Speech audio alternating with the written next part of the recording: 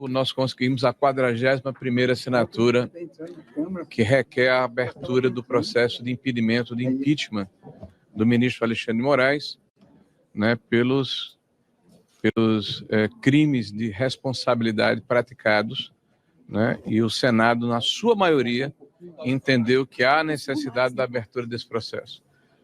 Para nós é uma vitória, porque mostra que mesmo num Senado onde há uma maioria de adeptos do governo, prevaleceu o Brasil.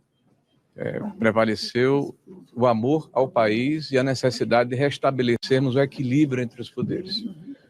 Nós esperamos agora que o presidente da Casa, o senador Davi Alcolumbre, recepcionando esse documento e verificando que a maioria dos seus pares tem essa intenção, avalie de que forma esse processo poderá ser aberto no futuro. Qual